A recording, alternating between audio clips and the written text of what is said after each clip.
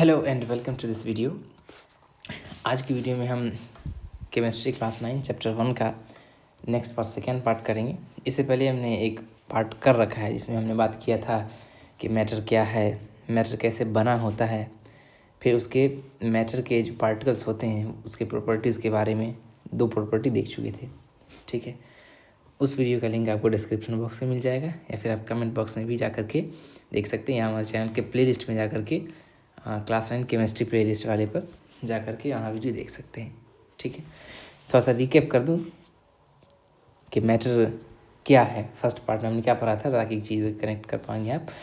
Matter के बारे में हमने पढ़ा था कि कोई भी चीज़, anything that occupies space, takes space and has mass उसके पास होगा और वो कुछ जगह ले। ठीक है, मतलब उसके पास वॉल्यूम हो और मास हो तो वो मैटर कहलाएगा। ठीक, फिर हमने देखा था कि मैटर को हम फिजिकल प्रॉपर्टी के हिसाब से और केमिकल प्रॉपर्टी के हिसाब से क्लासीफाई करते हैं। ठीक, फिर हमने देखा था कि जो भी मैटर हैं वो बहुत छोटे पार्टिकल से मिलकर के बने होते हैं और वो पार्टिकल इतने छोटे होते हैं कि हम इमेजिन भी नहीं कर सकते हैं कि वो कितने छोटे हैं। ठीक है, ये देखा था हमने। उसके लिए हमने एक डिटॉल वाला एक्सपेरिमेंट देखा था। फिर अब जो पार्टिकल के मैटर के जो पार्टिकल्स हैं उनके प्रॉपर्टीज़ कि वो कैसे होते हैं, उनका अरेंजमेंट कैसा होता है, ये सारी चीज़ हम लोग देखे थे। सबसे पहला प्रॉपर्टी देखे थे यहाँ पर हम कि पार्टिकल जो होते हैं मैटर के उनके बीच में स्पेस होता है। ठीक है, चीनी को पानी में घोल के एग्जाम्पल वाला हम देखे थे। फिर हम ये देखे थे कि जो भी पार्टिकल होते हैं मैटर के वो मूव कर रहे होते हैं कंटिन्यूसली। ठीक है, अब मूव करने का मतलब ये नहीं कि जैसे यहाँ पर मेरा सामान है तो ये मूव करके यहाँ पहुँच जाएगा, ऐसा नहीं होता है। मतलब उस मैटर के अंदर ही जो पार्टिकल होते हैं वो मूव कर रहे होते हैं, ये कहना है। ठीक है, ओके। और उसके लिए हमने एग्जांपल देखा था कि किस तरह हम अगरबत्ती अगर जलाते हैं रूम के एक कॉर्नर में तो वो पूरे में फैल जाता है, या फिर किचन में खाना बन रहा था तो दूर तक आ जाता है, या कोई आदमी परफ्यूम लगा रखा हो तो वो पता चल जाता है। ठीक है, अगला पॉइंट है particles of matter attract each other. ठीक, यानी कि जो मैटर के पार्टिकल्स होते हैं वो एक दूसरे को अट्रैक्ट करते हैं। ठीक, अट्रैक्ट करते हैं। अब इसको एग्जांपल के तौर पे हम ये लेते हैं एक तरह से। ठीक है, कि जैसे मान लिया जाए कि ये रहा हमारा मैटर हो, कोई सही मैटर हो व्हाटएवर। ठीक, अब इसमें छोटे छोटे पार्टिकल है, ये हम देख रहे हैं। ठीक, ये हम देख रहे हैं, पिछले क्लास में देख चुके हैं। और हम ये देखे थे कि इनके बीच में स्पेस होता है, ये जगह ये जगह ये जगह ये जगह। ठीक, और फिर हम ये भी देखे थे कि ये मूव कर रहे होते हैं, मूव कर रहे हैं मतलब जगह बदल रहे होते हैं। तो अब अगर कॉमन सेंस हम लगाएं कि ये जगह बदल रहे हैं तब तो ये वाला पार्टिकल मान लिया मूव करते करते करते करते करते करते करते यहाँ तक आ जाना चाहिए, मतलब कि मैटर से बाहर आ जाना चाहिए इसी तरह। लेकिन ऐसा नहीं होता है। ऐसा इसलिए नहीं होता है क्योंकि ये एक्चुअली मूव कर रहे हैं लेकिन हर एक पार्टिकल एक दूसरे को अपनी तरफ अट्रैक्ट कर रहा है। तो ये कितना मूव करेगा ना, ये लिमिटेड है। कितना मूव करेगा ये लिमिटेड है, मतलब बहुत ज़्यादा मूव नहीं कर सकता है। ठीक, उसके फोर्स ऑफ अट्रैक्शन एक दूसरे को अट्रैक्ट कर रहे हैं। आप एक ऐसे एग्जांपल के तौर पर मानिए कि ठीक है, एक मान लीजिए कि आपके पास जैसे एक बकरी है, गोट। ठीक है, और आपने उसके गले में रस्सी लगाई। ठीक, और उसको कहीं पर ऐसे लगा दिया। ठीक है, जैसे एक पेड़ के जड़ से या पेड़ से बांध दिया तने से। ठीक, अब ये क्या है कि इसकी रस्सी इतनी लंबी है। ठीक, तो ये बकरी इतने लंबे दूर में तो पूरे मूव करेगी ना, ऐसे पूरे मूव करेगी, लेकिन इससे बाहर नहीं जा सकती है। क्यों? क्योंकि इसकी रस्सी इतनी ही बड़ी है। तो जो पार्टिकल होते हैं मैटर के उनके साथ भी कुछ इसी टाइप का सिमिलर कंडीशन होता है कि वो ऐसे मैटर हैं। ठीक, यहाँ पार्टिकल है तो ये तो मूव करेंगे, मूव जरूर करेंगे, लेकिन उतना ही मूव करेंगे जितना इसका फोर्स ऑफ अट्रैक्शन इसको अलाउ करेगा। ठीक, उतना ही मूव करेंगे। ऐसा नहीं कि मूव करते करते यहाँ चले जाएंगे, नहीं, यहाँ इसलिए नहीं आ पाएंगे। क्यों? क्योंकि फोर्स ऑफ अट्रैक्शन इनको एक दूसरे से पकड़ के रखे हुआ रहता है। ठीक है, तो फोर्स ऑफ अट्रैक्शन, तो इनके जो पार्टिकल्स होते हैं मैटर के जो भी पार्टिकल होते हैं उनके बीच में क्या होता है? Force of attraction. ठीक है, फोर्स ऑफ अट्रैक्शन मतलब एक ऐसा फोर्स जो किसी भी चीज़ को अपनी तरफ खींच रहा होता है। ठीक है, जो किसी भी चीज़ को अपनी तरफ खींच रहा होता है, उसको जाने नहीं देता है, वही हमारा फोर्स ऑफ अट्रैक्शन कहलाता है। जैसे एग्जांपल के तौर पे आप ले लो, एक बहुत छोटा सा एग्जांपल ले लो फोर्स ऑफ अट्रैक्शन का, कि जैसे ये अर्थ है हमारा। ठीक है, और हम यहाँ पर हैं और किसी चीज़ को, लेट्स से कि बॉल को हम ऊपर फेंक रहे हैं, तो ये तो ऊपर जाता है, लेकिन ये हमारा बॉल उतना ही तो ऊपर जाता है जितना अर्थ का फोर्स ऑफ अट्रैक्शन इसको जाने देता है। ऐसा नहीं कि एक बार फेंके ये पूरा तरह से एकदम आसमान में चला गया, ऊपर एरोप्लेन से टकराया फिर जाए नीचे, ऐसा नहीं होता है ना। क्या होता है कि ये बॉल हमारा उतना ही दूर तक जा पाता है फोर्स ऑफ अट्रैक्शन जितना इसको जाने देता है, एक सर्टेन लिमिट, यानी यहाँ तक पहुँचने का, यहाँ तक पहुँचने का, फिर से वो वापस आने लगता है। उसी तरह जो पार्टिकल्स के मैटर होते हैं उनके बीच में स्पेस तो होता है जी, जगह होता है, ठीक है, और वो मूव भी कर रहे होते हैं, यहाँ से यहाँ घूम भी रहे होते हैं, लेकिन वो उतना ही दूर तक जाएंगे छोड़ करके जितना फोर्स ऑफ अट्रैक्शन इसको अलाउ करके, जैसे यहाँ पर अर्थ का फोर्स ऑफ अट्रैक्शन बॉल को अलाउ करे जितना ऊँचा जाने का, ठीक। तो ये फोर्स ऑफ अट्रैक्शन हो गया। तो जितने भी पार्टिकल्स हैं उनके बीच में क्या होता है, फोर्स ऑफ अट्रैक्शन होता है, ठीक है। अब यहाँ पर एक एग्जांपल दिया हुआ, अच्छा एग्जांपल दिया हुआ है, इसको पढ़ लेते हैं। लिखा हुआ है कि ओपन ए टैप वाटर, ठीक है, एक टंकी खोलिए पानी वाला। Try breaking the stream of water with your fingers, ठीक, कि ऐसे पानी गिर रहा है, ठीक है, टैप से, और इसको उंगली से आप काटने का ट्राई करिए, ठीक है, ईजिली काट पाएंगे, ठीक। Were you able to cut the stream of water, क्या आप उसको काट पाए थे? ऑब्वियस बात है, कट जाता है तुरंत, उंगली से ऐसे आप करोगे हो जाएगा। What could be the reason behind the stream of water remaining together, यानी बोल रहा है कि देखिए आप ऐसे कर रहे थे, ऐसे पानी आ रहा था, ठीक, आपने इसको उंगली से ऐसे कर दिया, जैसे ही हटाए फिर से वो एक साथ हो गया। तो ये क्या बताता है कि इसके जो आपने जैसे जैसे कि ये रहा, ठीक है, पानी का धार, ठीक, और आपने इसको ऐसे उंगली से यहाँ से काटा, तो फिर ये एक बार जैसे ही आपको उंगली हटेगा यहाँ पे फिर से ये लाइन बन जाएगा, है ना, स्ट्रीम बन जाएगा। क्यों? क्योंकि उनके पार्टिकल्स के बीच में जो है फोर्स ऑफ अट्रैक्शन होता है। तो आपका जैसे उंगली हटा फिर से वो अट्रैक्ट करके एक लाइन बना दें, ठीक, ये होता है। तो ये फोर्स ऑफ अट्रैक्शन है। अच्छा, इसी तरह एक और एग्जांपल लीजिए। जैसे मान लिया जाए कि आपने एक बॉटल, मतलब एक बीकर में पानी लिया, इसमें आपने, ये रहा पानी, इसमें पानी है, ठीक है, और इसमें आपने क्या ले लिया, इसमें ले से आपने ले लिया हनी, ठीक, शहद ले लिया। अब आप इसमें अपनी उंगली को इधर से इधर करोगे, इधर से इधर, आराम से हो जाएगा। कोई भी आपको मतलब ऐसा नहीं लगेगा कि कोई मेरी उंगली को पकड़ रहा है, ये इसमें ज़्यादा जोर लग रहा है। ईजिली आप अपनी उंगली को ऐसे ऐसे ऐसे कर पाओ, कोई फ़र्क नहीं पड़ेगा। लेकिन उसी उंगली को अगर आप इसमें हनी में इधर से उधर करोगे, इधर से, तो थोड़ा सा लगेगा कि ऐसे कुछ पकड़ रहा है, या थोड़ा भारी लग रहा है, थोड़ा आपको ज़्यादा ताकत लगाना पड़ रहा है, ठीक। तो ये दोनों ही पानी की तरह है, लेकिन क्या है, इसमें आप जल्दी से कर पाए, आसानी से, कोई फ़र्क नहीं पड़ा, लेकिन इसमें थोड़ा सा फोर्स लगा। तो ये बताता है क्या, कि हनी के जो पार्टिकल्स हैं उनके बीच में फोर्स ऑफ अट्रैक्शन ज़्यादा है, तो उनको तोड़ने में आपको ज़्यादा थोड़ा प्रेशर लगाना पड़ा। और पानी का फोर्स ऑफ अट्रैक्शन, पानी के जो पार्टिकल्स हैं उनका फोर्स ऑफ अट्रैक्शन क्या है, कम है, इसीलिए आपको ज़्यादा दिक्कत नहीं हुआ, आप आसानी से जो है ऐसे कर लिए, ठीक। तो ये फोर्स ऑफ अट्रैक्शन है। जितने भी पार्टिकल होते हैं वो एक दूसरे को एक सर्टेन फोर्स से अपनी तरफ अट्रैक्ट कर रहे होते हैं। जितना ज़्यादा फोर्स ऑफ अट्रैक्शन होगा, ठीक, वो चीज़ उतना ज़्यादा सॉलिड होती जाएगी। जितना कम फोर्स ऑफ अट्रैक्शन होगा उतना कमज़ोर होगा वो, ठीक है। इतनी बात समझ में आ गई? चलिए आगे चलते हैं। क्या particles of matter of force acting between them, वही चीज़ लिखा हुआ है कि फोर्स ऑफ अट्रैक्शन होता है उनके बीच में। This force keeps the particles together, यही फोर्स है जो उनके पार्टिकल्स को टुगेदर, एक साथ रखता है। अगर ये फोर्स नहीं होता तो क्या होता कि ये पार्टिकल है, ये मैटर है, और उसका ये पार्टिकल है, चूँकि ये घूम रहा है तो ये घूम करके यहाँ आगे, यहाँ आगे, यहाँ आगे, यहाँ आगे, यहाँ यहाँ यहाँ, ये मैटर रहा ही नहीं, इसका पार्टिकल पूरे में बिखर गया। तो ये फोर्स ऑफ अट्रैक्शन ही है जो उसके पार्टिकल्स को एक साथ रखता है बांध करके। This force keeps the particles together, उनके पार्टिकल को एक साथ रखता है। This force keeps the particles together. The strength of this force of attraction varies from one kind of matter to another kind of matter. अब बोला कि देखिए, वेरीज का मतलब होता है, वेरी से आया है, वेरी का मतलब होता है अलग होना, ठीक। तो अब इसमें ये कहा कि देखिए, सबसे पहले तो हमने देख लिया कि उसमें फोर्स ऑफ अट्रैक्शन होता है, और यही फोर्स ऑफ अट्रैक्शन उनके पार्टिकल को एक साथ बांधे रखता है, ठीक, वरना वो पूरे में बिखर जाएंगे। पहली बात बोला। दूसरी बात बोला, स्ट्रेंथ का मतलब होता है कितना पावर, ठीक है, कितना पावर। तो कहा कि इस फोर्स ऑफ अट्रैक्शन का स्ट्रेंथ ये वेरी, चेंज होते रहता है from one kind of matter, kind मतलब टाइप होता है, एक टाइप के मैटर से दूसरे टाइप के मैटर में, ठीक। बहुत बेसिक बात है कि ये फोर्स ऑफ अट्रैक्शन कितना कमज़ोर होगा, मतलब कितना पावरफुल होगा, कितना वीक होगा, इसका स्ट्रेंथ क्या होगा, ठीक, वो डिपेंड करता है मैटर पर। यानी किसी मैटर में ज़्यादा है, किसी मैटर में कम है, किसी मैटर में बहुत कम है, किसी मैटर में बहुत ज़्यादा है, ठीक। जैसे एग्जांपल के तौर पर कि आपने कुछ चीज़ लिया, जैसे आपने पानी लिया, ठीक है, सबसे पहले आपने पानी लिया, वाटर, ठीक, वाटर, फिर आपने हनी लिया, ठीक, फिर आपने जैसे कुछ लिया, जैसे लड्डू ले लिया, लड्डू LED नहीं लड्डू। फिर आपने एक लकड़ी लिया, वुड लॉग, लकड़ी का टुकड़ा लिया, ठीक। और आपने आयरन नेल लिया, ठीक है। आपने कुछ भी लिया, ठीक। अब अगर मैं आपको कहूँ कि इन सबको हम धीरे धीरे तोड़ते हैं या इनको चेंज करने का ट्राई करते हैं, तो आप पानी को आसानी से तोड़ देंगे ऐसे, मतलब ऐसे ऐसे फेंक फाक देंगे कहीं भी, ऐसे ऐसे हाथ से कर देंगे, तुरंत हो जाएगा। हनी को उसमें थोड़ा सा टाइम लगेगा, वाटर से ज़्यादा टाइम आप, मतलब वाटर से ज़्यादा फोर्स आपको हनी में लगाना पड़ेगा, ठीक। अगर कहा जाए कोई लड्डू है उसको आप ब्रेक करिए, तो उसमें हनी से ज़्यादा पावर लगाना होगा।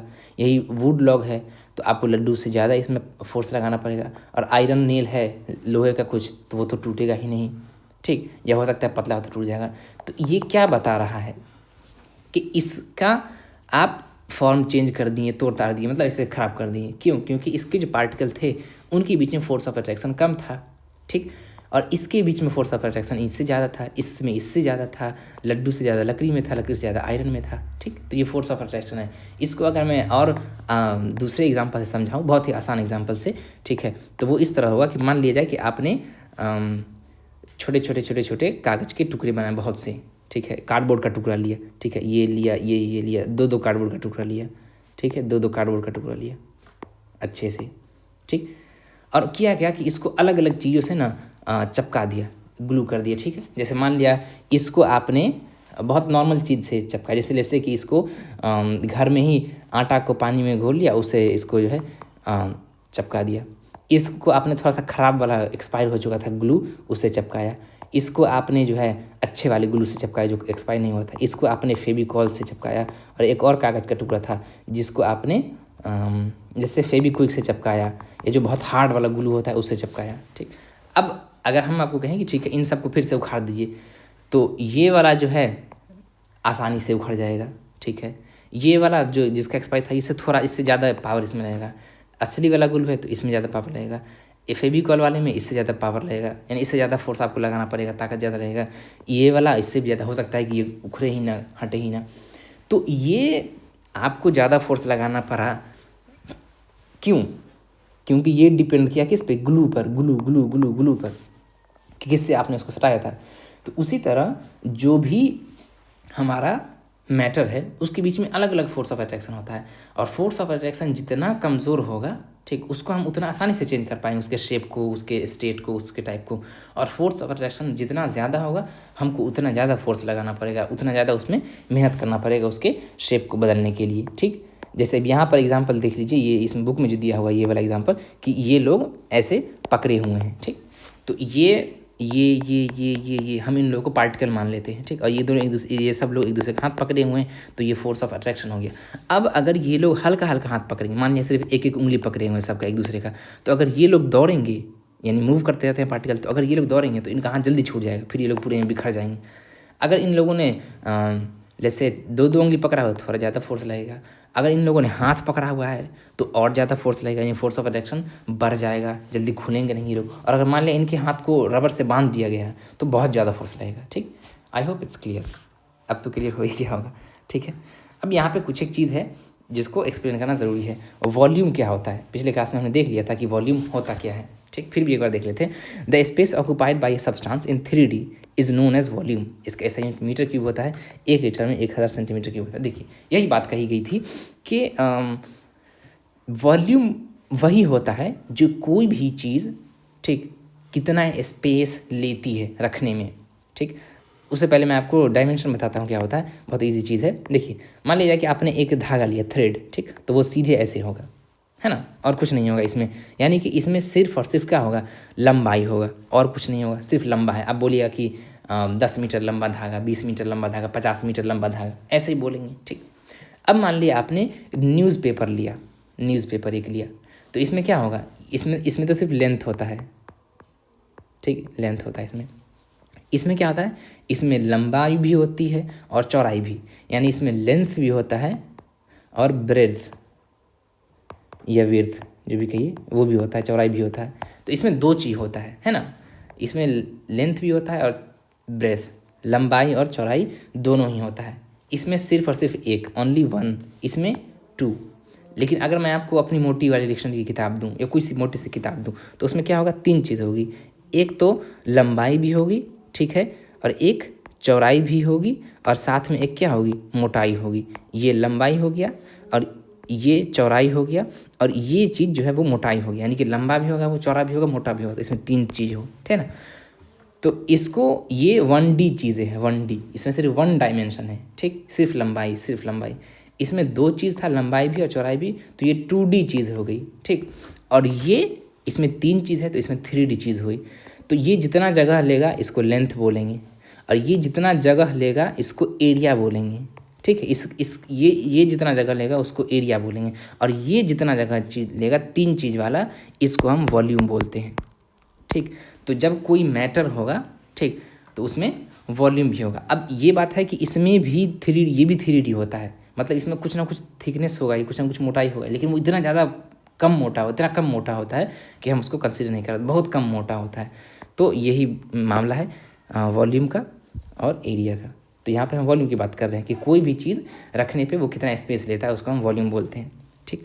आगे लिखा हुआ है डेंसिटी। अब डेंसिटी क्या चीज़ है? डेंसिटी लिखा हुआ है कि मास पर यूनिट वॉल्यूम, जिसका ऐसा यूनिट होता है केजी पर मीटर की, वही ग्राम पर सेंटीमीटर की। अब देखिए होता क्या है कि हम तो ये देख लिए, ठीक, कि पहले तो मास देख लेते हैं। मास क्या होता है? मास मतलब कोई भी चीज़ कितनी चीज़ से मिल करके बना हुआ है, ठीक। एग्जाम्पल इसको हम बात देते हैं, ये वॉल्यूम हो गया, मास हो गया, इनका कॉन्सेप्ट आपको दिमाग में अच्छे से समझा होना चाहिए, मतलब रटा हुआ नहीं, समझा होना चाहिए, क्योंकि आगे चल करके जब क्वेश्चंस आएंगे तो वहाँ पर अगर आप इन चीज़ों को नहीं समझोगे तो फिर कॉन्सेप्ट फॉर्म नहीं कर पाओगे, ठीक। तो पहले देख लेते हैं मास का मतलब क्या, कि कोई भी चीज़ कितने सब्सटेंस से मिलकर के बना है, कितनी चीज़ से मिलकर के बना है, ठीक। जैसे मान लीजिए कि हम बात करते हैं इसी की, लड्डू की, ठीक है। ये लड्डू है हमारा और ये लड्डू है हमारा, 3 लड्डू हमने लिया है, ठीक। ये लड्डू हमारा 20 ग्राम चीज़ से मिल करके बना है, ठीक। सेम लड्डू का साइज सेम है, साइज सेम, ठीक। ये 20 ग्राम लड्डू, 20 ग्राम चीज़ से मिल करके ये लड्डू बना है। ये हमारा 60 ग्राम से मिल करके बना है और इतना ही बड़ा लड्डू हमारा 1 केजी काफ़ी ज़्यादा हो जाएगा, जैसे 500 ग्राम से मिल करके बना है, ठीक। अब आप एक चीज़ देखिए, ये सब इतना ही दूर में है, यानी सबका साइज इतना ही बड़ा है, जितना बड़ा एक है उतना ही बड़ा सबका सब है, अलग कोई भी नहीं है, सबका साइज सेम है ना, साइज सेम है। तो जब साइज सेम है तो ये जगह भी सेम लेगा, है ना, जगह भी सेम लेगा, तो इन सब का वॉल्यूम भी सेम होगा, ठीक है। वॉल्यूम क्या हो जाएगा? सेम हो जाएगा, क्योंकि जगह उतना ही ले रहा है, एक ही साइज का है तो उतना ही जगह ले रहा है। लेकिन आप ध्यान दीजिए कि ये 20 ग्राम चीज़ से मिल करके बना है ना, तो ये इसमें बहुत हटा सामान सब होगा, ठीक। लेकिन ये 60 ग्राम से मिल करके बना है तो इसमें सामान बहुत नज़दीक होगा, तब ना इतना ही दूर में आएगा, ठीक। और ये 500 ग्राम से तो इसमें और ज़्यादा सामान होगा, एकदम टाइट बहुत नज़दीक, ठीक। तो इसके यूनिट में, ठीक है, इसके इस वॉल्यूम में, इतना दूर वॉल्यूम में कितना था? 20 ग्राम था, ठीक। तो ये इसी को हम डेंसिटी बोलेंगे, मतलब कि उसके यूनिट वॉल्यूम में कितना चीज़ है उसको हम वॉल्यूम बोलेंगे, सॉरी डेंसिटी बोलेंगे। इसी तरह इसका वॉल्यूम, यानी कि ये इतना दूर है और इसमें कितना पार्टिकल है, इसी को हम वॉल्यूम डेंसिटी बोलेंगे। इसमें कितना है, हम डेंसिटी बोलेंगे, ठीक। तो इसका डेंसिटी सबसे कम होगा, ठीक, इसका डेंसिटी इससे ज़्यादा होगा और इसका डेंसिटी सबसे ज़्यादा होगा। डेंसिटी मतलब कि यूनिट वॉल्यूम में किसी पर्टिकुलर वॉल्यूम के साइज में कितना ज़्यादा मटेरियल है, जितना ज़्यादा मटेरियल होगा उतना ज़्यादा डेंसिटी होगा, ठीक। ये समझ में आ गई। एक और एग्जांपल लेते हैं, जैसे मान लीजिए कि 3 क्लासरूम है ना, 3 क्लासरूम है और क्लासरूम है तो सबका साइज सेम ही होगा, ऑब्वियस सी बात है। क्लास 6 है, क्लास 7 है, क्लास 8 है, ठीक। रूम का साइज सेम है, यानी कि साइज सेम हो गया, मतलब कुछ जगह सेम लेगा तो वॉल्यूम सेम होगा, ठीक। इसमें मान लिया 20 बच्चे हैं, इसमें मान लिया 17 बच्चे और इसमें मान लिया 40 बच्चे हैं। अब आप क्या देखेंगे कि ये उतना ही वॉल्यूम में ज़्यादा बच्चे हैं, यानी कि एक तरह से मान लेते हैं कि ये मैटर है और इसमें ज़्यादा पार्टिकल है, ठीक। इसमें कम पार्टिकल है, इसमें इसके आसपास है, तो इन दोनों का जो डेंसिटी होगा वो इससे काफ़ी कम होगा, क्यों? क्योंकि इसमें पार्टिकल कम है, इस रूम में कम बच्चे हैं तो डेंसिटी कम है, वॉल्यूम सबका सेम है, और इसमें ज़्यादा बच्चे हैं तो इसकी डेंसिटी ज़्यादा है। तो अगर इन सबको हम पार्टिकल की तरह ट्रीट करें तो ये 1 पार्टिकल, ये 2 पार्टिकल, ये 3 पार्टिकल, इसमें उतना ही वॉल्यूम में ज़्यादा पार्टिकल है तो इसका डेंसिटी ज़्यादा होगा, ठीक है। ये हो गया। तो ये डेंसिटी का मतलब कि कोई चीज़ एक पर्टिकुलर वॉल्यूम में एक वॉल्यूम में कितना ज़्यादा से ज़्यादा पार्टिकल रखता है, ज़्यादा पार्टिकल होगा तो उसका डेंसिटी ज़्यादा होगा। ठीक है, चलिए डेंस, डेंस को हिंदी में जो है ना वो बोलते हैं डेंस, DENS, डेंस। डेंस मतलब था घना एक तरह से। ठीक, तो कोई चीज़ कितना घना है मतलब कि उसमें कितना ज़्यादा पार्टिकल है, जितना ज़्यादा पार्टिकल होगा उतना ज़्यादा घना होगा, उसका डेंसिटी उतना ज़्यादा होगा। ठीक, या जैसे अगर 3 गार्डन हैं, ठीक, एक गार्डन में 20 फ्लावर के प्लांट्स हैं, एक गार्डन में 30 है, एक गार्डन में 1000 है, तो जो 1000 वाले गार्डन है उसमें क्या है, डेंसिटी ज़्यादा है। क्यों? क्योंकि उसमें पार्टिकल ज़्यादा है एक तरह से। ठीक, तो यही डेंसिटी हो गया, वॉल्यूम हो गया, डेंसिटी हो गया। I hope it's clear. ठीक, तो ये सारी चीज़ हो गई कि किस तरह पार्टिकल्स के जो अलग अलग कैरेक्टरिस्टिक्स है, उनकी अलग अलग प्रॉपर्टी है, वो किस तरह से डिफरेंट है, हमने देख लिया, सबके बारे में अच्छे से एक्सप्लेन कर दिया। और अब इसको दिक्कत नहीं होना चाहिए आपको, मतलब वो ऐसे दिमाग में समझ होना चाहिए। ठीक है, ऐसा नहीं कि रटा हुआ होना चाहिए या बस ऐसे ही लाइन जो है याद कर लिया, नहीं, समझ होना चाहिए, मतलब दिमाग में ऐसे समझ में आना चाहिए कि हाँ ऐसे होता है, आई कैन एक्सप्लेन यू। वो हिंदी में एक्सप्लेन करे, इंग्लिश में एक्सप्लेन करे, दैट्स एक्चुअली डिफरेंट थिंग, लेकिन आपको ऐसे दिमाग में समझ बना हुआ होना चाहिए कि अरे हाँ ये ऐसे होता है। ठीक है, चलिए, ये मैटर के पार्टिकल्स थे, उनकी प्रॉपर्टीज़ को हमने देखा है। अब हम मैटर के स्टेट को यानी फॉर्म को, स्टेट का मतलब होता है कि वो उसका स्टेट क्या है। स्टेट जैसे कि अभी आप मान लीजिए कि एग्ज़ाम देने जा रहे हैं तो उस टाइम में आप नर्वस फील कर रहे होंगे। मान लीजिए आप कहीं फंक्शन में जा रहे हैं, थोड़ा सा हैप्पी रहेंगे आप। मान लिया जाए कि आपका फ्रेंड एग्ज़ाम में फेल कर गया तो आप उस टाइम में सैड रहेंगे। तो ये उसका स्टेट हो गया, उसके माइंड का स्टेट हो गया। तो इसी तरह कि जो हमारा मैटर है उसका स्टेट कैसा है। स्टेट का मतलब कि वो बहने वाला मैटर है हमारा, या ऐसे सॉलिड टाइप का मैटर है, इस तरह की चीज़ों को हम देखते हैं। ठीक, तो देखते हैं इसके टाइप को। सबसे पहले है, हाँ यहाँ लिखा हुआ, matter around us exist in 3 different state. ठीक, 3 अलग अलग स्टेट में वो मिलते हैं। एग्जिस्ट का मतलब होता है पाया जाना, होना, एग्जिस्ट। ठीक, एग्जिस्ट पाया जाना मतलब उसका एग्जिस्टेंस होना, यानी वो चीज़ है, उसी को हम एग्जिस्ट बोलते हैं।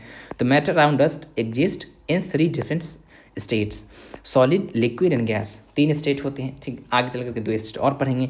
मेजरली 3 स्टेट होते हैं, सॉलिड हो गया, लिक्विड हो गया और गैस हो गया। नाम से ही आपने काफ़ी बार सुना भी होगा, आप जानते भी हो। These states of matter arise due to the variation in the characteristic of particles of matter. अब इस चीज़ को समझना बहुत ज़्यादा ज़रूरी है। देखिए, ये तो समझ में आ गया कि 3 स्टेट होते हैं, सॉलिड, लिक्विड एंड गैस। अब इसमें कह रहा है कि दीज स्टेट्स ऑफ मैटर, यानी जो स्टेट का ये सब मैटर है, अराइज मतलब बनते हैं या होते हैं, ड्यू टू, रीजन बता रहा है, वेरिएशन, वेरी मतलब अलग होना, वेरिएशन अलग होने की वजह से, किस में, characteristic of particles of matter. यानी इसको समझना आसानी से ये कह रहा है कि जो स्टेट होते हैं मैटर के, अलग अलग स्टेट होते हैं, वो क्यों होता है भाई, मतलब उसका मन है कि वो सॉलिड बन गया है, उसका मन है खुद से गैस बन गया, उसका मन है खुद से पार्टिकल बन गया, नहीं। इसमें कह रहा है कि जो मैटर के अलग अलग स्टेट होते हैं वो किस पर डिपेंड करते हैं, वो डिपेंड करते हैं वेरिएशन, चेंज पर। किसके चेंज पर, पार्टिकल के कैरेक्टरिस्टिक यानी पार्टिकल के क्वालिटी पर, पार्टिकल के प्रॉपर्टी पर, अगर आसान वर्ड में कहूँ तो प्रॉपर्टी पर। ठीक, तो पार्टिकल की प्रॉपर्टी पर डिपेंड करता है हमारा क्या, स्टेट ऑफ मैटर। ठीक है, यही चीज़ यहाँ पर लिखा हुआ है कि जो भी हमारा स्टेट होगा वो ऐसा नहीं कि खुद से हो गया, या ऐसा नहीं कि वो हमेशा से उसी स्टेट में है, या वो ऐसा होता है, नहीं। उसके जो स्टेट है वो डिपेंड करेंगे किस पे, उसके पार्टिकल के कैरेक्टरिस्टिक पर।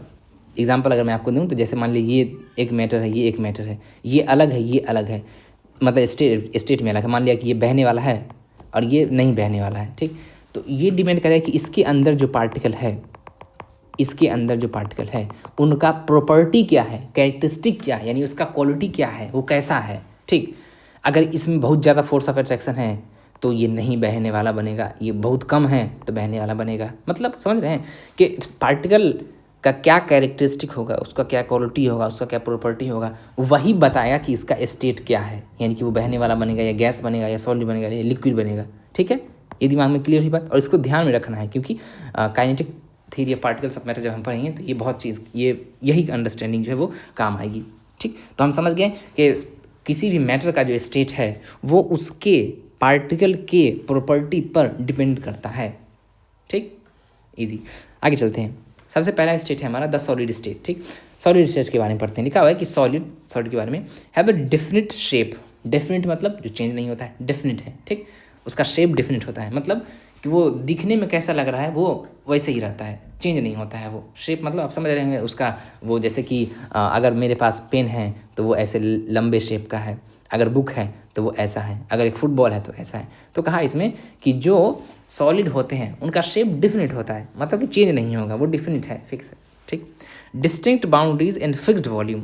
डिस्टिंक्ट बाउंड्रीज मतलब क्या, डिस्टिंक्ट का मतलब होता है फिक्स, या आप ऐसे कह लीजिए जो अलग हो, ठीक है, या जो सर्टेन हो, डेफिनिट हो, बाउंड्रीज डेफिनिट हो। और फिक्स्ड वॉल्यूम, वॉल्यूम उनकी फिक्स होती है। वॉल्यूम फिक्स होने का मतलब क्या, वॉल्यूम का मतलब यही होता है कि वो कितना जगह छेकता है। तो मान लिया जाए थोड़ी देर के लिए अगर कि ये मेरे पास एक ईंट है, ठीक है, यहाँ, और ये मेरे पास, एक मिनट, मान लिया जाए कि ये मेरे पास एक ईंट है, ठीक, और एक मान लिया जाए एक बड़ा सा बॉल है, ठीक, एक इतना बड़ा लकड़ी का टुकड़ा है, ठीक। तो अब मान लिया जाए कि इसको हम रखेंगे अपने रूम में, तभी भी ये इतना ही जगह लेगा, है ना।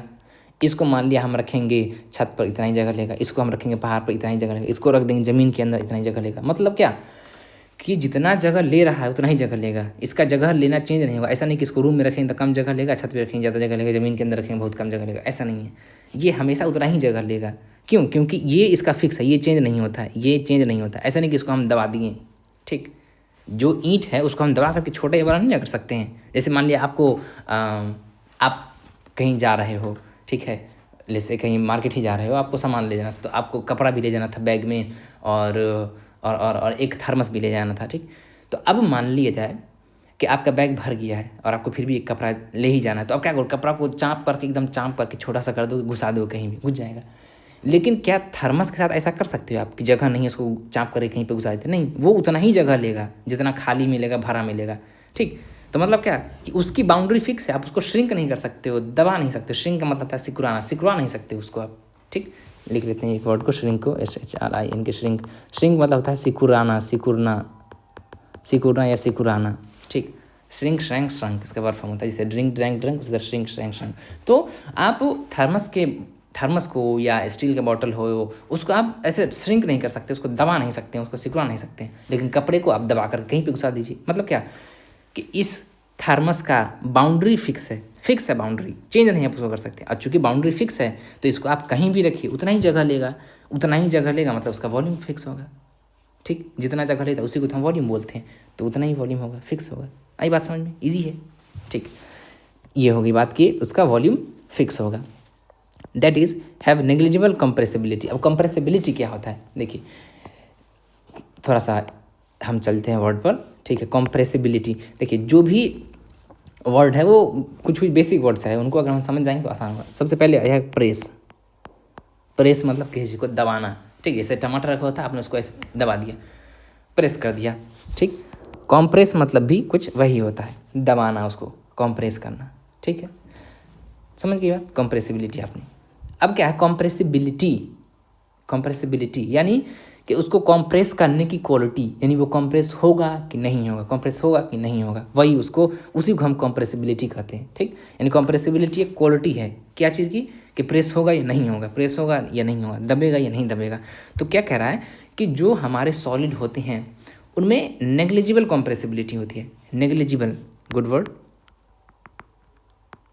नेग्लिजिबल। नेग्लिजिबल उसको बोलते हैं जिसको हम इग्नोर कर सकते हैं, कोई दिक्कत नहीं, उससे कोई फ़र्क ही नहीं पड़ता है, ठीक। उससे कोई फ़र्क नहीं पड़ता है। एग्जाम्पल के तौर पे मान लिया जाए कि जैसे मान लिया एक गिलास पानी था, ठीक है, और इसमें आपने एक बूंद कलर डाल दिया पिंक कलर का, तो ये पूरा पिंक हो जाएगा, ठीक। लेकिन मान लिया आपने इसी एक बूंद पिंक कलर को, ठीक है, एक बूंद 1,00,000 लीटर वाले पानी के टैंकी में डाल दिया, कोई फ़र्क ही नहीं पड़ेगा। तो यहाँ पर इस 1,00,000 लीटर वाले टैंक में ये इसका कलर जो है वो नेग्लिजिबल हो जाएगा, मतलब कोई असर ही नहीं पड़ेगा उससे। यही नेग्लिजिबल का मतलब कोई फ़र्क ही नहीं पड़ता उससे, इतना ना कम है कि फ़र्क ही नहीं पड़ता। It's must like 1 drop in ocean, ऊँट के मुँह में जीरा। तो ये नेग्लिजिबल है। तो इसकी जो कॉम्प्रेसिबिलिटी है किसकी, सॉलिड की, वो नेग्लिजिबल है, मतलब कोई दिक्कत नहीं, कंसिडरेबल नहीं कह सकता, बहुत कम है, इतना कम है कि नेग्लिजिबल है, आप उसको इग्नोर कर सकते हैं ईजिली, ठीक है। यही लिखा हुआ है, यानी कि इसको आप नहीं दबा सकते हैं, ठीक। वो नेग्लिजिबल होते हैं, इतनी कम कंप्रेसिबिलिटी होती है। जैसे आपके पास ही अभी फ़ोन है, उसको दबाइए आप, वो दबेगा नहीं, ठीक, थोड़ा बहुत हल्का सा दब जाए, बहुत कम, नेग्लिजिबल होगा, ठीक, फिर उसको आप छोड़िएगा, वैसे ही हो जाएगा। पेन होगा, आप उसको दबा करके कंप्रेस करने का ट्राई करिए, नहीं दबेगा, तो ये कंप्रेसिबिलिटी है, यानी कि दबेगा कि नहीं होगा, ये नेग्लिजिबल है, ठीक है। चलिए आगे, solids have a tendency to maintain their shape when subjected to outside force, ठीक। अब देखिए क्या कह रहा है कि सॉलिड हैव टेंडेंसी, टेंडेंसी का मतलब होता है उसकी एक तरह समझिए क्वालिटी, ठीक है। टेंडेंसी, जैसे एग्जांपल के तौर पे कि आप क्या कुछ भी आपको आदत हो, जैसे एग्जांपल के तौर पे आप जब भी सोने जाते हैं तो लाइट को बंद कर देते हैं, ठीक है, या आप जब भी टीचर को देखते हैं तो आप शर्मा करके भाग जाते हैं, ठीक। तो ये मतलब this is kind of tendency, यानी उसका अंदर का क्या क्वालिटी है, उसका नेचर क्या है। तो जो सॉलिड होता है उसके अंदर टेंडेंसी होता है क्या, नेचर, कि वो मेंटेन करते हैं अपना शेप, यानी शेप को मेंटेन करते हैं, बनाए रखते हैं, ठीक है, मेंटेन करते शेप को बनाए रखते हैं when subjected to outside force, जब उन पर आउटसाइड फोर्स लगाया जा रहा होता है तो वो अपने शेप को मेंटेन करते हैं। मतलब कि कोई भी सॉलिड है वो अपने सब्जेक्ट को शेप को मेंटेन रखेगा अगर आप उस पर आउटसाइड फोर्स लगाते हैं। अभी आपके पास में पेन है, ठीक है, और आपके पास में कपड़ा भी होगा, ठीक, तो आप कपड़े को दाबिए, देखिए वो चेंज हो जाएगा, उसका शेप चेंज हो जाएगा। लेकिन पेन को ऐसे दबाइए, कंप्रेस करिए, चेंज नहीं होगा शेप। तो ये क्या बताया कि जो हमारा पेन है वो सॉलिड है, तो वो अपने शेप को मेंटेन रखा, कब, जब हमने इस पर आउटसाइड से फोर्स लगाया। तो यही बात लिखा है यहाँ पे कि जब हम सॉलिड पर आउटसाइड फोर्स लगाते हैं तो वो अपने स्टेट को ना मेंटेन रखता है, मेंटेन, चेंज नहीं करने देता है, ठीक। आगे है कि सॉलिड्स में break under force but it is difficult to change their shape so they are rigid. कह रहा है कि देखिए आप सॉलिड पर पहले तो कहा कि आप उस पर फोर्स लगाइएगा तो अपने शेप को मेंटेन रखिए, लेकिन कहा कि ज़्यादा फोर्स लगाइए ना तो वो टूट जाएगा, ठीक है, टूट जाएगा, लेकिन वो चेंज नहीं करेगा, इसीलिए इनको रिजिड कहा जाता है। एग्जाम्पल के तौर पर आप कहिए एक ईंट ले लीजिए, ठीक, ईंट ले लीजिए और उसको दबाइए, नहीं कुछ होगा, शेप मेंटेन रखा। लेकिन अगर उसको आप किसी मशीन से दबाइएगा, ठीक है, कंप्रेसर से या किसी चीज़ से दबाइएगा या हाइड्रोलिक से दबाइएगा तो क्या होगा, वो टूट जाएगा वो पूरा तरह से, ठीक। यही बात यहाँ लिखी गई है, ये वो टूट जाएगा लेकिन अपना शेप चेंज नहीं करेगा।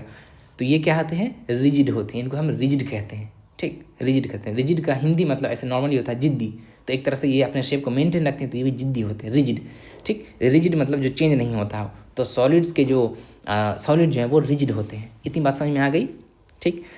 इसमें ध्यान क्या रखना है कि उनका डेफिनेट शेप होता है, ठीक, उनका वॉल्यूम फिक्स होता है, इनकी कंप्रेसिबिलिटी नेग्लिजिबल होती है, बहुत कम होती है, ये अपने शेप को मेंटेन रखते हैं आउटसाइड फोर्स लगाने पर, ठीक, और ये रिजिड होते हैं, ठीक। रिजिड होना मतलब शेप चेंज नहीं करते हैं ये, ठीक। एक और एक्स्ट्रा पॉइंट है कि solids have high density. High density मतलब क्या, अभी फिर से बता देता हूँ एक बारी कि हाई डेंसिटी मतलब क्या। डेंसिटी तो हमने देख लिया कि डेंसिटी का मतलब ये होता है कि कितना ज़्यादा पार्टिकल है यूनिट वॉल्यूम में, ठीक। तो मान लिया कि जैसे ये हम इतना वॉल्यूम का दो चीज़ लिए, ठीक है, इतना वॉल्यूम का दो चीज़ लिए, एक हमारा सॉलिड है और एक हमारा लिक्विड है, ठीक। तो अगर मान लिया थोड़ा देर के एग्जांपल के लिए कि अगर इतने सेम, ये इसका वॉल्यूम सेम है, दोनों का वॉल्यूम सेम है, यानी जितना बड़ा ये है उतना ही बड़ा ये है, तो अगर ये सॉलिड है ना तो इसकी डेंसिटी ज़्यादा है, ठीक, और इसकी डेंसिटी क्या है, कम है। इसका मतलब ये हुआ कि इसमें पार्टिकल उतना ज़्यादा नहीं है, कम है, लेकिन इसमें उतना ही दूर में बहुत ज़्यादा पार्टिकल है, बहुत बहुत बहुत बहुत बहुत, इसीलिए इसकी डेंसिटी ज़्यादा है। मान लेते हैं थोड़ा देर के लिए अगर कि इसमें अगर 25 करोड़ पार्टिकल है, ठीक है, इतना ही दूर में, तो इसमें 140 करोड़ पार्टिकल होगा, एग्जाम्पल के लिए, ठीक है, 140 करोड़ पार्टिकल, मतलब उतना ही दूर में इसमें बहुत ज़्यादा पार्टिकल होगा, और बहुत ज़्यादा पार्टिकल होगा तो बहुत नज़दीक नज़दीक नज़दीक नज़दीक रखे होंगे, ठीक, और नज़दीक नज़दीक होंगे तो उनके बीच में फोर्स ऑफ अट्रैक्शन ज़्यादा होगा, फोर्स ऑफ अट्रैक्शन ज़्यादा होगा तो वो एक दूसरे को जोर से पकड़े हुए होंगे, तो उनके अंदर मूवमेंट कम होगा, ठीक, और इसीलिए वो क्या होते हैं, सॉलिड होते हैं और उनकी डेंसिटी ज़्यादा होती है। तो बात आ गई समझ में, ठीक। चलिए आगे, ये बात हो गई कि सॉलिड्स हैव हाई डेंसिटी। अब एक यहाँ पे एग्जांपल लिखा हुआ है, ठीक है, कि rubber band changes shape under force and regains the same when the force is removed, if excessive force is applied it breaks. अब इसमें एक आपसे क्वेश्चन पूछता है कि जो रबर बैंड होते हैं, ठीक, पहले तो ये पूछा है कि आपसे कि जो सॉलिड होते हैं वो अपने शेप को मेंटेन रखते हैं, हाँ ठीक है, मेंटेन रखते हैं आउटसाइड फोर्स के लगने पर। फिर कहता है कि अगर रबर बैंड में हम फोर्स लगाते हैं तो वो चेंज हो जाता है, क्यों, तो यहाँ पे लिखा हुआ है कि क्या वो सॉलिड है, तो हाँ वो सॉलिड है अभी भी। वो ऐसा इसलिए होता है कि जब हम रबर बैंड को स्ट्रेच करते हैं या खींचते हैं, ठीक ठीक, तो वो होता क्या है कि वो अपना शेप तो चेंज कर लेता है, ठीक, लेकिन फिर जब हम उस पर से फोर्स हटा लेते हैं तो वो क्या हो जाएगा, वो फिर से वैसा ही हो जाएगा जैसा था। और अगर हम ज़्यादा फोर्स लगा देंगे तो फिर वो टूट जाता है, ठीक। या इसको अगर एग्जांपल के तौर पे आप मानिए कि जैसे किसी चीज़ का एग्जांपल आप लीजिए, जैसे कागज़ का ही लीजिए आप एग्जांपल, ठीक है, पेपर का, ठीक है, तो आप उसको ऐसे मोड़ दिया तो वो मुड़ जाएगा, वैसे ही रहेगा, ठीक, यानी कि उसका शेप चेंज हो गया। लेकिन अब आपने रबर को फोर्स लगाया तो अभी तो चेंज है, जब तक फोर्स है तभी तक चेंज है, जैसे ही छोड़िएगा फिर से वैसे ही बन जाएगा, ठीक। तो रबर का शेप चेंज होता है लेकिन फिर भी वो क्या है, सॉलिड ही है, ठीक है। आगे है the shape of each individual sugar और salt crystal remains fixed whatever whether we take it in our hand, put it in plate or in jar। अच्छा, ये भी एग्जांपल बता रहा है कि देखिए जो चीनी होते हैं ना, चीनी के क्रिस्टल होते हैं जो ऐसे छोटी छोटी चीनी होती है, तो कह रहा है कि उसको आप कहीं भी रखिए, ठीक है, उसका सेम ही शेप रहेगा, चाहे आप उसको हाथ में रखिए, प्लेट में रखिए या इसको जार में रखिए, तो वही बात बताएं कि उसका शेप जो है वो सेम होता है, चेंज नहीं होता है। A sponge has minute holes, minute मतलब बहुत छोटा होता है, ठीक है, इसको माइन्यूट पढ़ते हैं, ठीक, नया वर्ड है, आप लिख लीजिए इसको ज़रूर। माइन्यूट मतलब बहुत छोटा, टाइनी मतलब ही बहुत छोटा होता है। और अगर इसको टाइम के हिसाब से पढ़ेंगे तो फिर मिनट होगा, मिनट बोलेंगे तो टाइम के लिए होगा, और माइन्यूट बोलेंगे तो छोटा होगा, बहुत छोटा, ठीक। चलिए, तो कहा कि जो स्पॉन्ज होते हैं उनके अंदर बहुत माइन्यूट छोटे छोटे होल होते हैं, इन विच एयर इज ट्रैप्ड, ट्रैप मतलब फंसा होना, तो ट्रैप्ड होता है, एयर फंसा हुआ होता है। When we press it the air is expelled, expel मतलब बाहर आना, एक्सपेल यानी कि हवा बाहर आ जाता है। And we are able to compress it. अब कह रहा है कि देखिए जो स्पॉन्ज होते हैं, आपने स्पॉन्ज देखा होगा, उसमें कहता है कि बहुत छोटे छोटे छोटे छोटे होल होते हैं और उसमें एयर ट्रैप होता है, यानी कि हवा भरा होता है। जब हम उसको दबाते हैं ना, ठीक, तो वो बाहर निकल जाता है हवा उस होल में से, और फिर उसको हम दबा पाते हैं। फिर भी ये क्या है, ये सॉलिड ही है। आगे बात समझ में, ठीक है। अब इसमें अभी कुछ और बचा हुआ है, ठीक है, एक दो क्लास और जो है ना इसमें लगेगा, ठीक है। तो ये सारा चीज़ हो गया। लिक्विड का भी देख ही लेते हैं, 4-5 मिनट लगेगा। लिक्विड स्टेट का देख लेते हैं, लिक्विड स्टेट के बारे में। तो ये सारा जो है सॉलिड की प्रॉपर्टी हो गई, आप इसके बारे में लिख सकते हैं, एग्जांपल दे सकते हैं और इस पर बेस्ड क्वेश्चन आंसर भी कर सकते हैं, ठीक। चलिए लिक्विड में चलते हैं। अब चूँकि सॉलिड का बहुत सारी चीज़ पढ़ चुके हैं तो यहाँ पर पढ़ना उसी को आसान होगा, ठीक। लिक्विड स्टेट में देख लेते हैं। लिखा सबसे पहले liquids have no fixed shape, यानी इनका शेप फिक्स नहीं है। जैसे पानी को आप ग्लास में रखिएगा तो ग्लास की तरह दिखेगा, लंबे से पाइप में रखिए तो पाइप की तरह दिखेगा, प्लेट में रखिए तो ऐसे गोल सा दिखता है, चपटा सा, तो इसका शेप फिक्स नहीं है। लेकिन इनका वॉल्यूम फिक्स है, ठीक है। वॉल्यूम फिक्स है मतलब कि जितना जगह यहाँ ले रहा था उतना जगह वहीं लेगा, मतलब भले ही उसका शेप चेंज हो जाए, ठीक, लेकिन जगह उतना ही लेगा, राइट, उसको ऑक्यूपाई उतना ही स्पेस करेगा, ठीक है। तो इनका वॉल्यूम चेंज नहीं होता है, वॉल्यूम सेम रहता है, हाँ, शेप चेंज होते रहता है, ठीक। They take up the shape of the container in which they are kept, वही बात है कि वो टेकअप ले लेते हैं शेप, किसका, कंटेनर का, जिसमें वो रखे जाते हैं, मतलब जिस बर्तन में उसको रखते हैं ना उसी का शेप ले लेते हैं, बता चुके हैं।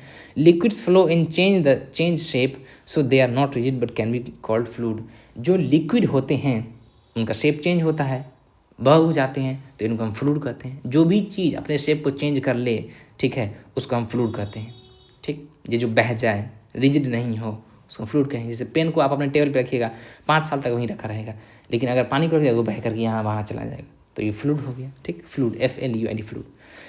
The gases from the atmosphere diffuse and dissolve in water. अब डिफ्यूज ऑलरेडी हम पिछले क्लास में बता चुके हैं, तो जो गैस है हमारा एटमॉस्फेयर से वो पानी में जाकर के डिफ्यूज़ होता है, घुल जाता है। डिफ्यूज़ मतलब अपने आप मिल जाना, और यही डिफ्यूज्ड वाटर को, डिजॉल्व वाटर को, जो हमारे एक्वेटिक एनिमल होते हैं, मछली वगैरह जो भी पानी में रहने वाले जानवर हैं, वो इनको पीते हैं, ब्रीद करते हैं, सांस लेते हैं, ठीक। Solids, liquids and gases can diffuse into liquid, यानी कि कह रहा है कि जो सॉलिड भी है, लिक्विड भी है, गैस भी है, वो लिक्विड में डिफ्यूज़ कर सकते हैं। The rate of diffusion of liquid is higher than that of solid. अब कह रहा है कि देखिए जो घुलने वाला पावर है, डिफ्यूज़ करने वाला पावर है, वो लिक्विड में ज़्यादा होगा, सॉलिड में कम होगा। तो बहुत सी आम बात है, क्योंकि सॉलिड के जो पार्टिकल हैं, डिफ्यूजन सॉलिड में भी होता है लेकिन बहुत बहुत बहुत बहुत स्लो होता है। अब वो देखिए, इसका एग्जांपल ये लीजिए कि जैसे ये सॉलिड है, ये लिक्विड है, और तो इसमें इसकी डेंसिटी ज़्यादा है, तो इसमें पार्टिकल बहुत नज़दीक नज़दीक नज़दीक नज़दीक नज़दीक नज़दीक है, लेकिन जो लिक्विड है उसमें पार्टिकल कम है, थोड़ा दूर दूर है, स्पेस ज़्यादा है। तो जब कोई नया पार्टिकल डिफ्यूज़ होगा इसमें, यानी कि मिलेगा, तो इसमें बहुत कम जगह है पहले ही से, तो ये कैसे अंदर आ पाएगा, यानी कि उसको जगह ही नहीं मिलेगा अंदर आने का, ठीक। लेकिन इसमें बहुत जगह है, तो वो आकर के आसानी से जो है अपना अपना स्पेस ले लेगा। तो यही डिफ्यूजन है कि वो लिक्विड में डिफ्यूज़न आसानी से होता है, गैस में बहुत आसानी से होता है, ठीक, और सॉलिड में बहुत कम होता है, बहुत स्लो होता है, यही डिफ्यूजन है, ठीक। ठीक, यही बात यह है कि the rate of diffusion of liquid is higher than that of solid, कि जो लिक्विड का डिफ्यूजन रेट होता है, यानी कितना तेज़ी से उसमें डिफ्यूज़ होगा, वो ज़्यादा होता है सॉलिड से, ठीक है। This is due to the fact that in the liquid state particles move freely and have greater space, ठीक है, between each other as compare to particles in the solid. वही बात लिखा हुआ है कि जो लिक्विड होते हैं ना, उनमें पार्टिकल्स के बीच में ज़्यादा जगह होता है, ज़्यादा जगह होता है, अब वो तेज़ी से घूम भी रहे होते हैं, ठीक, तो उसमें जल्दी से दूसरा पार्टिकल मिल जाता है।